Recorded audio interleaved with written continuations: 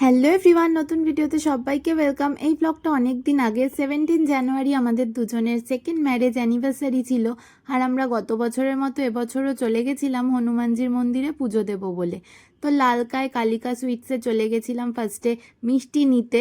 অন্যান্য দিন যখন পুজো দিই লাড্ডুই নিই, বাট স্পেশাল দিন বলে মিষ্টিটাও একটু স্পেশাল নেওয়ার ইচ্ছা ছিল।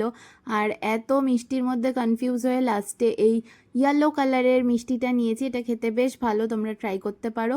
তারপর আমাদের ইচ্ছে ছিল এই হলুদ ফুলের মালাটা দেব। ওই যে স্পেশাল অকেশান বলে মালা মিষ্টি সবই স্পেশাল হওয়া উচিত না? তো আমাদের এখানে যা যা লাগবে তো সেইগুলো সব নিয়ে আমরা মন্দিরের দিকে যাচ্ছিলাম। আর এই মন্দিরটা আমরা প্রায়ই পুজো দিই। শনি মঙ্গলবার তো বেশ ভিড় হয়, যারা আশেপাশে থাকো তারা জানো মন্দিরটা কতটা জাগ্রত। আমরা এখানে প্রায় পুজো দিই, তো এখানে পুরোহিত যিনি ছিলেন তার হাতে সব কিছু দিয়ে দিলাম।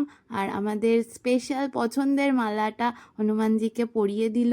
আর একটা এক্সট্রা ফুল ছিল, সেটা হনুমানজির মুকুটে কি সুন্দর বসিয়ে দিল দেখো। তারপর মিষ্টির বাক্সটা ওনার হাতে তুলে দিলাম, উনি বাক্স খুলে হনুমানজিকে খাইয়ে দিল। আর সেটা প্রসাদ হয়ে গেল। আর আমরা অন্যান্য সময় গাঁদা ফুলের মালা তুলসীর মালা দিয়েও পুজো দিয়ে থাকি। এখানে আমরা একটু প্রণাম করছি আর আমি ভিডিও করে নিয়েছি। আর তারপর উনি ফুল তুলসী পাতা অন্যান্য প্রসাদ দিয়ে দিল বাক্সতে। আর অনির্বাণ এখানে ধূপকাঠি দেখিয়ে আরতি করছিল হনুমানজির। তোমাদের সাথেও আমি একটু হনুমানজির ভিডিও শেয়ার করে দিলাম। আর আমরা চেষ্টা করব আমাদের সব স্পেশাল অকেশানগুলোতে বা অন্যান্য দিনে গিয়েও পুজো দেওয়ার। আর এই হচ্ছে পুজো দেওয়ার পরে ফটো। টাটা।